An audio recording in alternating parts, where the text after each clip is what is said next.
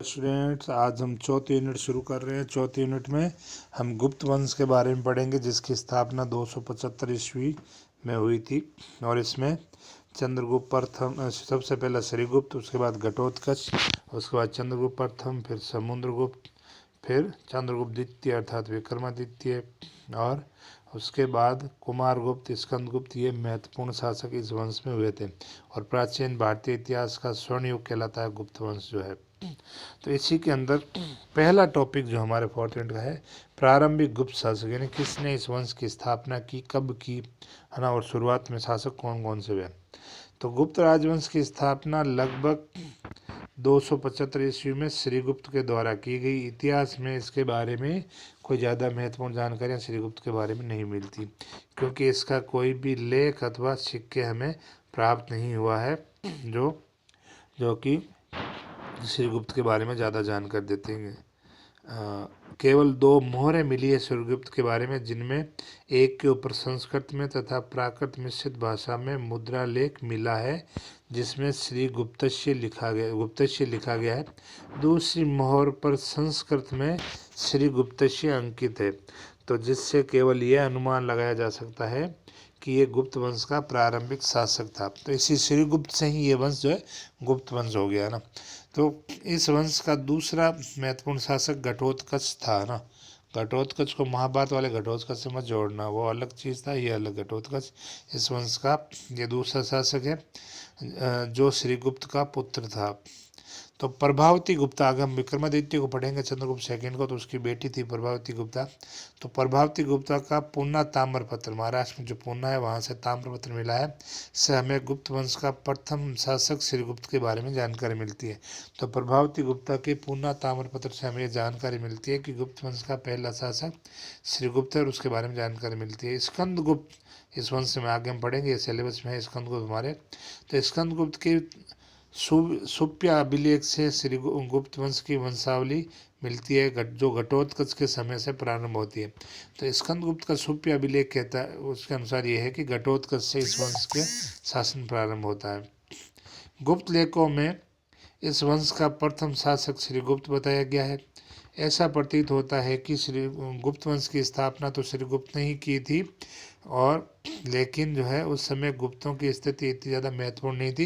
ये वंश कोई बहुत ज़्यादा प्रभावशाली नहीं था, वे शक्तिशाली नहीं था। और घटोत्कच के काल में सर्वप्रथम गुप्तों ने जो है गंगा घाटी में राजनीतिक महत्व प्राप्त किया था। तो ये घटोत्कच के समय थोड़ा इसका प्रभाव एरिया बढ़ा। तो अब विभिन्न विचारक क्या मत रखते हैं गुप्त वंश के बारे में। तो अल्तेकर और आरजी बासक महोदय ये कहते हैं कि गुप्त वंश का प्रथम शासक घटोत्कच था। तो ये अल्तेकर और आरजी बासक का मत है। इस समय गुप्तों का लिच्छवियों के साथ वैवाहिक संबंध स्थापित हो गया था, इस कारण घटोत्कच को गुप्त वंश का प्रथम राजा कहा गया। ये इनका 2 का मत है, अल्तेकर और बासक का। काशी प्रसाद जायसवाल कहते हैं कि गुप्तों के पूर्व मगध पर लिच्छवियों का शासन था, तथा प्रारंभिक गुप्त नरेश उन्हीं के सामंत हैं, लिच्छवियों के सामंत है, ऐसा काशी प्रसाद जायसवाल का मानना है। सुधाकर चट्टोपाध्याय ने शब्दों में मगध पर 30 शताब्दी में मुरंडों का शासन था, मुरंड वंश का शासन था, और श्रीगुप्त जो तथा घटोत्कच उनके सामंत है, ऐसा सुधाकर चट्टोपाध्याय कहते हैं। लेकिन प्लीट और बैनर्जी इनका मत है कि गुप्त शकों की अधीनता से जो है शकों की अधीनता से मुक्त कराया गया, मतलब शक के मतलब अधीन था। प्राचीन काल में कई स्वतंत्र राजवंश जैसे लिच्छवी, भारविक, वाकाटक आदि मगध पर जो है शासन करते रहे, मगध के शासक रहे, और केवल महाराज की उपाधि धारण करते रहे। तो ये जो पहले वंश थे वो महाराज की उपाधि धारण करते थे। महाराजा धीराज की उपाधि का प्रयोग जो सबसे पहले गुप्त वंश के चंद्रगुप्त प्रथम ने किया था। परीक्षा में कई बार पूछ जाता है कि प्रथम शासक कौन सा जिसने महाराज धीराज की उपाधि धारण की, तो गुप्त वंश का चंद्रगुप्त प्रथम। तो ऐसा प्रतीत होता है कि शकों में जो प्रयुक्त होता था सत्रप और महासत्रप, जो शब्द प्रयोग होता था, जो उपाधियाँ प्रयोग की जाती थी, उन्हीं का अनुकरण करके गुप्तों ने जो है महाराज से महाराजा धीराज जैसी उपाधियाँ, आडंबरपूर्ण उपाधियाँ जो धारण की। बाद में भारतीय शासकों ने इस परंपरा का अनुसरण किया, मतलब वो भी अपनाने लगे, और ये उपाधि जो है सम्मान और आदर का पर्याय बन गई। वास्तविकता ये थी कि जिनका राज्य केवल मगध के आसपास ही सीमित था, मतलब इनका जो प्रारंभिक गुप्त घटोत्कच वास्तविकता यह थी कि श्रीगुप्त तथा घटोत्कच अत्यंत साधारण शासक थे जिनका राज्य केवल मगध के आसपास तक सीमित था। इन दोनों राजाओं ने 319 ईस्वी तक शासन किया। श्रीगुप्त 275 से 300 तक और घटोत्कच ने 300 से 319 ईस्वी तक जो है राज्य किया, परंतु गुप्त वंश को उनकी वास्तविक पहचान मिली चंद्रगुप्त प्रथम के समय, जो 319 में शासक बना था और इसने जो है गुप्त संवत की स्थापना भी की 319 ईस्वी में। अतः उसी ही गुप्त वंश का सबसे महत्वपूर्ण प्रथम शासक माना जाता है। जो सबसे महत्वपूर्ण शासक चंद्रगुप्त प्रथम जो है इसको गुप्त वंश का है। तो पहले बात करते हैं चंद्रगुप्त प्रथम की। चंद्रगुप्त प्रथम ने लगभग 319 से लेकर के 335 ईस्वी तक शासन किया। वह घटोत्कच का बेटा था और प्रारंभिक गुप्त शासकों में सर्वाधिक शक्तिशाली था। राज्यारोहण के बाद उसने अपनी स्थिति को मजबूत किया और महाराजाधिराज जैसी प्रभावशील उपाधि उसने धारण की। इसने लिच्छवियों के साथ वैवाहिक संबंध किया। जो लिच्छवी जो पहले गुप्त जिनके सामंत थे उनके साथ इसने वैवाहिक संबंध किया, तो लिच्छवियों के साथ वैवाहिक संबंध। चंद्रगुप्त के शासनकाल की सर्वाधिक महत्वपूर्ण घटना गुप्तों और लिच्छवियों के साथ वैवाहिक संबंध स्थापित होना है। तो गुप्तों का लिच्छवियों के साथ वैवाहिक संबंध हुआ। चंद्रगुप्त ने एक दूरदर्शी सम्राट था। लिच्छवियों का सहयोग और समर्थन प्राप्त करने के लिए उसने लिच्छवी राजकुमारी कुमार देवी से विवाह किया। कि कुमार देवी जो समुद्रगुप्त की माता होती है, और समुद्रगुप्त के अभिलेखों में ये लिखा हुआ है कि वो कि कुमार देवी जो उसकी माता थी उसका उल्लेख जो है समुद्रगुप्त के अभिलेखों में लिखा हुआ है। तो कुमार देवी जो है के साथ जो चंद्रगुप्त प्रथम ने विवाह किया। इस विवाहिक संबंध की पुष्टि दो प्रमाणों से होती है। एक विशेष प्रकार के सिक्के जिसमें कुमार देवी प्रकार के सिक्के या राजा रानी प्रकार के सिक्के बोलते हैं। तो इस प्रकार के लगभग 25 सिक्के मिले हैं गाजीपुर, फैजाबाद, मथुरा, वाराणसी, अयोध्या, बयाना में इसके सिक्के मिले हैं, जो इसका प्रमाण देते हैं कि लिच्छवी कुमार देवी का चंद्रगुप्त प्रथम से विवाह। उल्लेखनीय है कि हाल ही में इस प्रकार का एक चांदी का सिक्का भी मिला है।